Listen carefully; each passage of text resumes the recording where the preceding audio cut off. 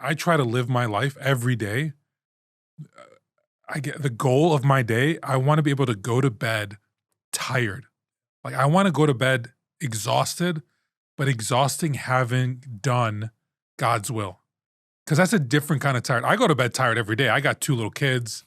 I got a full-time job. We do this stuff on the side. I've got responsibilities. I mean, I'm not singing a unique song. We all have that. But when you go to bed tired having done God's will, it's like a sense of satisfaction and joy. You have this peace, like you put your head down on the pillow and like, man, today was such a good day. Today was an awesome day, right? There's this joy that comes out of it. And so we're talking about like the Holy Spirit and charisms ties in beautifully with ascension. So ascension is it's the instance on the Mount of Olives where Jesus has just spent all this time with the apostles post resurrection. They gather on the Mount of Olives and Jesus ascends into heaven, right? And then the apostles are standing around and they're kind of like wondering what they've got to do. Yeah, what just happened? And what just happened. And you know what, Bobby? I've been stuck a lot of times in my life. I've never been so stuck. Like imagine how stuck the apostles were. This just blows my mind.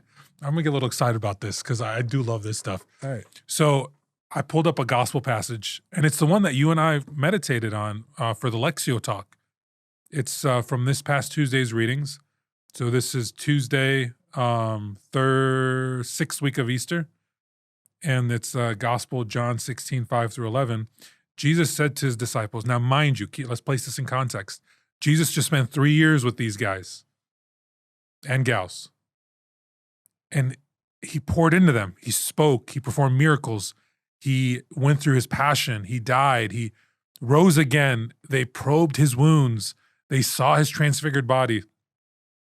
And one of the teachings that Jesus shared before all this happened, he was preparing them for the passion. Jesus says, now I'm going to the one who sent me.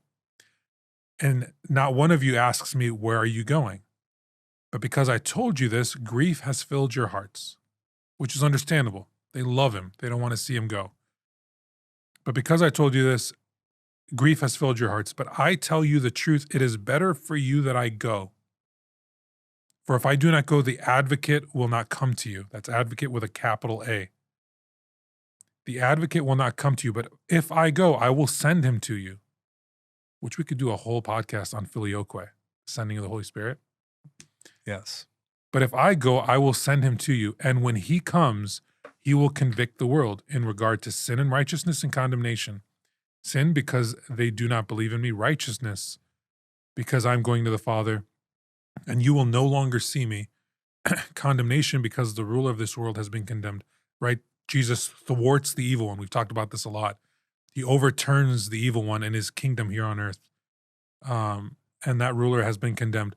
But this idea of Jesus has to go, he has to ascend so that the Spirit comes. And in coming, we're going to celebrate Pentecost this weekend. In coming, we have access to the Father, and not just access to the Father has access to the world through us in a completely unique way. And that's where charisms come in. Because what are charisms? Charisms are the Holy Spirit and the divine life emanating through us. And emanating through us, they glorify us. So what does that mean? They make us more like God. And in glorifying us, we can transform the world so that is his kingdom and not the kingdom of the evil one who has been conquered. Yeah. And what's awesome about the ascension is that after he resurrected, he spent 40 days. That's what the ascension is. It's those 40 days that he spent teaching. You know, not once did Jesus say, write this down. He was teaching them and telling them and showing them how to be church. He was forming his church. He was taking them and showing them. He made, I think it's like 11 different appearances, appeared to all the different apostles, and he appeared to over 500 people at one time. So, you know, and the 40 just reminds me too, is that the first 40 days that were important. You know, we have Noah, the 40 days. We had 40 days of Moses before he brought down the law. Before he gave the law, he spent 40 days. Then we had 40 days with Elijah, who helped restore the law and bring the law back. And now we have 40 days of Jesus before he ascends to show us what the new law is, which is the law of love, the law of the new gospel and what he's sending them forth to do. But they didn't understand what's going on. They didn't want him to go. They were grieved. They're like, I don't want you to go. Why are you going to go? But it's better that I go because now I can only be with you. I can only be with you guys who are here with me now, but it's better to go that I can send, I could be with everybody. And I could be with like the Holy Spirit inside of you. You're literally going to be temples of the Holy Spirit.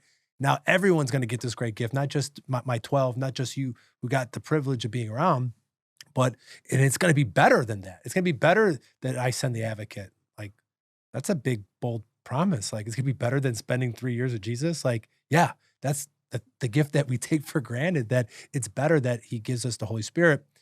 But I don't know what I would do, if we all, when we read these stories, like, I would have listened to him. I knew exactly what he was talking about. I wouldn't have deserted him. I would have knew exactly what to do. It's like, no, they've seen all these things. They were there. They saw him ascend, and they still were like, wait, what? They were still scared because they were afraid that the Jews are going to come and kill them. So they were huddled together in the upper room waiting for Pentecost to receive the fullness of the Holy Spirit. He did have the moments where he breathed on them and he told them, whatever sins that you're going to forgive, you can forgive. Which ones you retain.